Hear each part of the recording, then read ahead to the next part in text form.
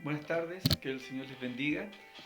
Estamos haciendo esta grabación para los hermanos y a todos los que pertenecen a nuestra iglesia de Florencia. Primero que nada saludarles, que Dios les bendiga mucho y quiero hacer un saludo antes de empezar y de avanzar, un saludo especial a nuestro hermano Martín y a toda su familia que están viviendo un momento difícil con la partida de la madre de nuestro hermano Martín. Queremos decirle a nuestro hermano Martín que le amamos mucho, te amamos mucho hermano Martín, a ti y a tu familia, y que sabemos y tenemos la confianza de que tu mamita está con el Señor, descansando los brazos de Él. Así que fuerza mi hermano para seguir adelante, que Dios te inunde de su gracia, te inunde de su fuerza, para que puedas continuar adelante en esta gran carrera que es la carrera del Señor, del Evangelio.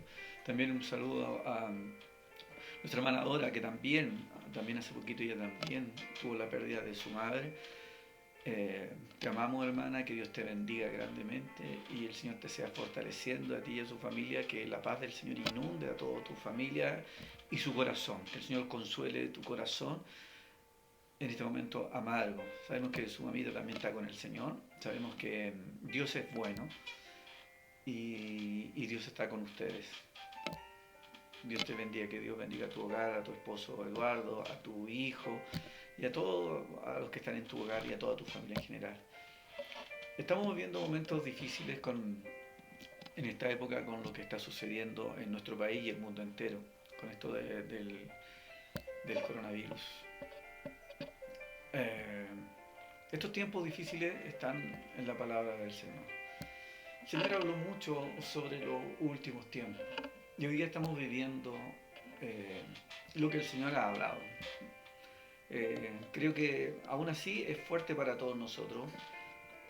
Impactó mucho que cerrar la iglesia, quizás nunca pensamos que íbamos a vivir esta situación de cerrar iglesias, de ver las calles vacías y de que también la palabra del Señor se iba a extrañar.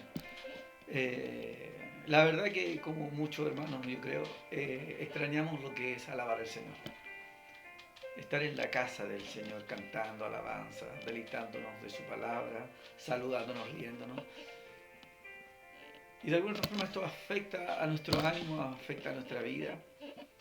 Pero Dios lo advirtió, Dios lo advirtió. Señor Jesús estando en la tierra advirtió sobre las cosas que iban a suceder en el último tiempo. Y en víspera de ya terminando esta Semana Santa, quiero hacer un recuento, quizá anunciando un poquito lo que Jesús vivió la última semana. Hoy día celebramos la resurrección de nuestro Señor, que venció la muerte y está a la diestra de Dios Padre hoy, intercediendo por todos nosotros. Pero antes de que sucediera eso, Jesús vivió una semana bien movida, bien ajetreada. Y en más o menos eso es lo que quiero hoy día tomar.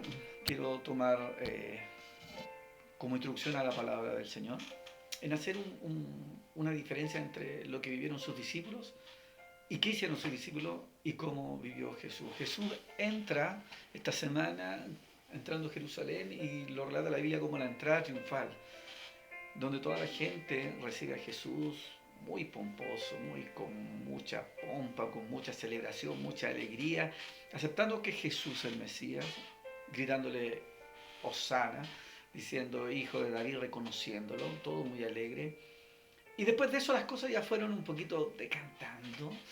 Jesús va al templo, da una gran enseñanza, habla con sus discípulos y empieza a hablar de que venía un momento difícil. Y es ahí cuando el Señor explica que íbamos a vivir estos momentos de que en los últimos tiempos iban a haber guerras, rumores de guerra, en ese orden, pestes, después de las pestes venía el hambre, después del hambre venían terremotos,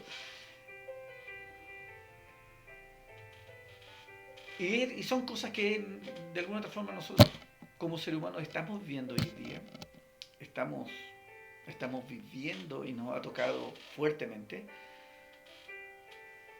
Y Jesús empieza a hablar y a enseñar sobre esto. Sus discípulos empiezan a escuchar atentamente lo que Jesús empieza a hablar y a anunciar. Ellos empiezan a oler algo raro. Jesús está diciendo algo diferente, algo muy olía a despedida, y sus discípulos empiezan a escuchar lo que Jesús estaba diciendo. Y es cuando Jesús empieza a hacer cosas diferentes. Ahora están celebrando la Pascua y la Pascua era una fiesta que celebraban los judíos, y quizás Jesús había celebrado muchas veces la Pascua con ellos, varias veces, pero ese día, perdón, Jesús le da un nuevo significado y toma la copa y dice: esta es la sangre que por ustedes va a ser derramada. Toma el pan y dice: este es mi cuerpo que por ustedes va a ser entregado, molido por sus pecados. Y de alguna otra forma Jesús empieza a anunciar, a dictar lo que se venía. Y ahí es donde nacen los discípulos, escuchando a Jesús atentamente. Y quiero leer una palabra que me llamó mucho la atención, que está en el libro de Mateo, capítulo 26. Son 3 versículos, el 33, 34 y 35. Dice: respondiendo Pedro le dijo: aunque todos se escandalicen de ti, yo nunca me escandalizaré. Y Jesús le dijo: de cierto te digo que esta noche, antes de que el gallo cante, me negarás 3 veces. Pedro le dijo: aunque me sea necesario morir contigo, no te negaré. Y todos los discípulos dijeron lo mismo. Qué interesante la gran diferencia en que a veces tenemos ganas de hacer cosas y decimos cosas y tenemos buenas ideas de seguir adelante, pero a veces las circunstancias de la vida nos hacen decaer. ¿Cuántos cristianos recibieron a Cristo como su único Salvador? Prometieron que nunca se iban a apartar de sus caminos, y tarde o temprano se apartan. Y aquí encontramos a Jesús, por otro lado, viviendo en el mismo tiempo que ellos, pero Jesús se mantiene firme en su misión. Jesús se mantiene firme en su misión hasta llegar a la cruz del Calvario. Y lo más cosa significativa que podríamos nombrar aquí es cómo Jesús llega. Jesús llega prácticamente solo a la cruz del Calvario, siendo que tenía sus discípulos, siendo que la gente lo había seguido, toda una multitud estaba con él. Ahora Jesús estaba realmente solo. Creo que a veces nos sentimos así, nosotros podemos sentirnos solos, tristes en esta misión de la vida. Y es en donde nosotros vamos a preguntar: cómo Jesús tomó fuerza? ¿De dónde Jesús sacó fuerzas para seguir adelante? A diferencia de sus discípulos se dispersaron, se corrieron, se escondieron. Pero Jesús se mantuvo firme. Jesús se mantuvo firme en su propósito. Y la pregunta es: ¿cómo Jesús, de dónde sacó su fuerza? Y la palabra nos enseña, y esa es la enseñanza que hoy día, cómo Jesús, ejemplo de nosotros, ejemplo de vida, pudo seguir adelante. Y Jesús sacó sus fuerzas en la comunicación con su Padre, en la oración. Dice la historia que cuando estaba Jesús en ese momento, Jesús se fue al Getsemaní, y lo primero que hizo, se apartó con sus discípulos y fue y se retiró a orar, a hablar con su Padre. La oración es importante en estos momentos difíciles. La oración es la comunión que tenemos nosotros con Dios. La oración es la conversación diaria en que nos lleva a relacionarnos con el Padre. ¿Para qué? Para entender su voluntad, para entender sus propósitos, para entender lo que el Señor quiere para nuestras vidas. La oración es la conversación que nosotros tenemos que tener diaria, tiene que ver con nuestra relación diaria. Jesús siempre estuvo orando. De hecho, en esa ocasión le reclamó a sus discípulos: ni siquiera ustedes han podido orar conmigo siquiera una hora. Jesús era muy bueno para la oración. Siempre Jesús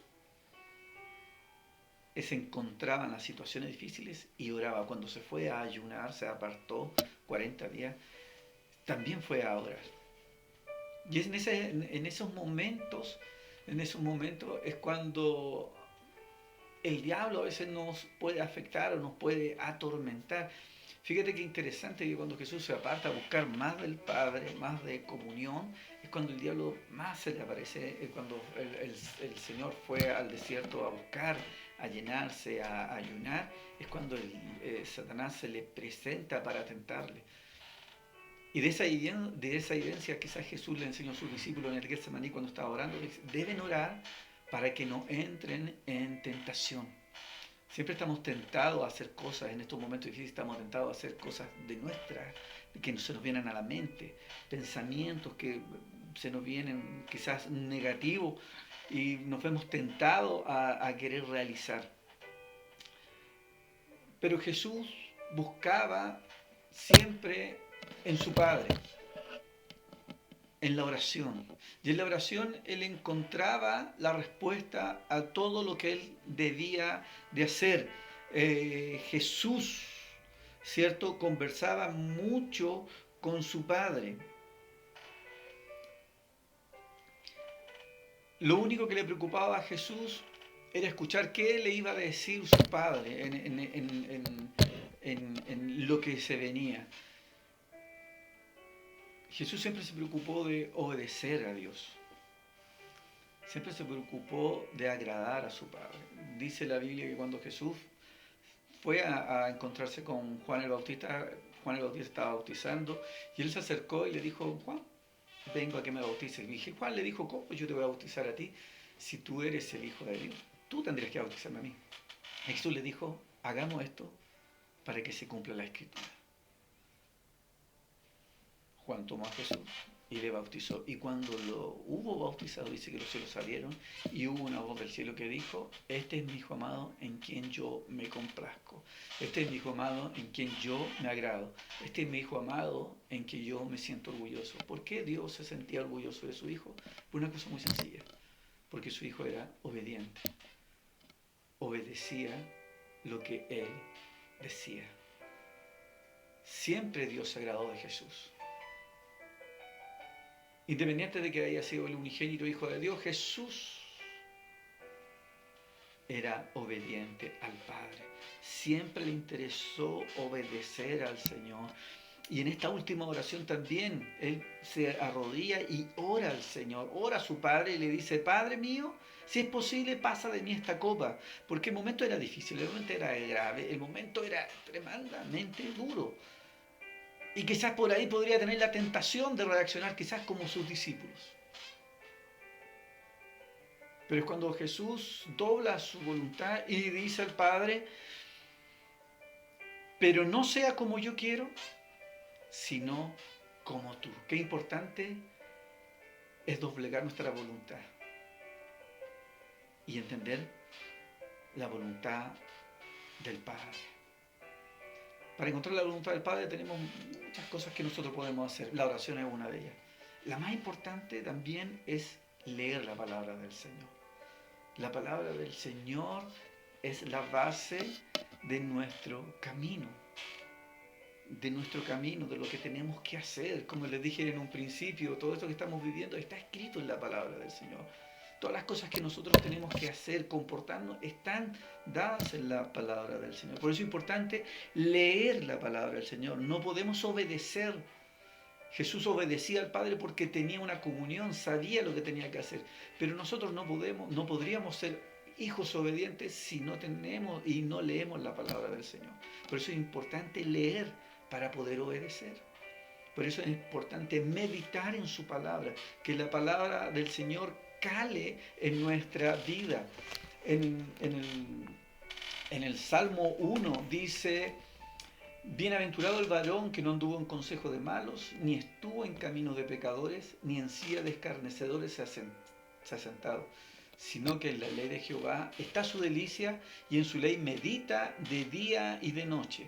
Será como árbol plantado junto a corrientes de agua, que da su fruto a su tiempo, y su hoja no cae, y todo lo que hace prosperará.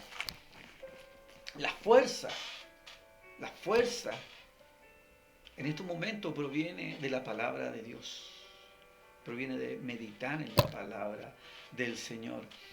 El libro de Proverbios capítulo 3 versículo 1 dice: Hijo mío, no te olvides de mi ley, y tu corazón guarde mis mandamientos, porque la largura de día y de años de vida y paz te aumentarán.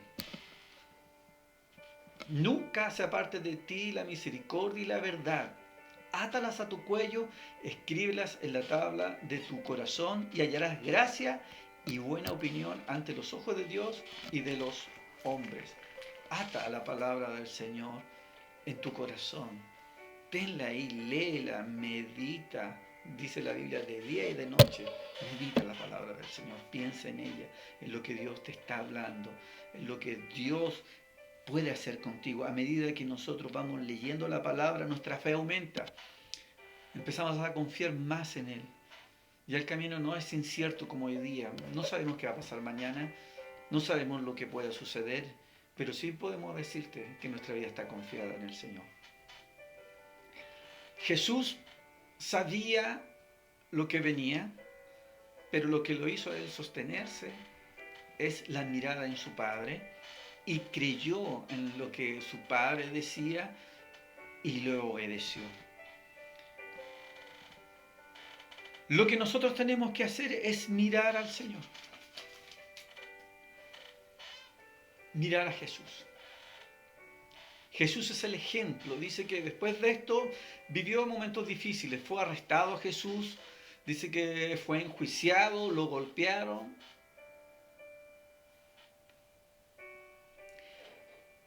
Lo tomaron, lo encarcelaron.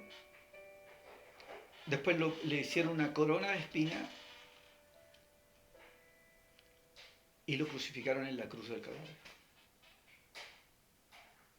Y hasta el último momento Jesús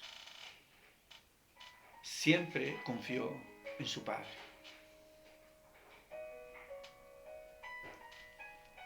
Al ver Dios esto, dice en el libro de Filipenses que se formó una gran promesa en nuestro Señor. Porque al haber hecho esto, Jesús recibió una gran recompensa. Filipenses capítulo 2 dice, habla de la humillación del Señor. Y si quisiera cambiar esa palabra, podríamos decir cómo Jesús soportó todo esto en obediencia al Padre.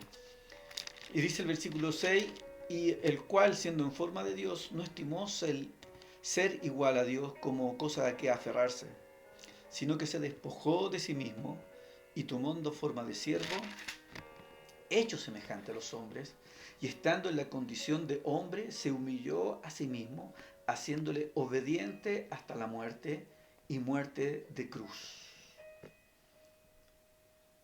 Y ahora viene la parte importante. Por lo cual, Dios también le exaltó hasta lo sumo y le dio un nombre que sobre todo nombre, para que en el nombre de Jesús se doble toda rodilla de los que están en los cielos y en la tierra y debajo de la tierra, y toda lengua confiese que Jesucristo es el Señor, para gloria de Dios el Padre. No estamos mirando a un Cristo en una foto. No tienes que mirar la imagen de Jesús en tu billetera.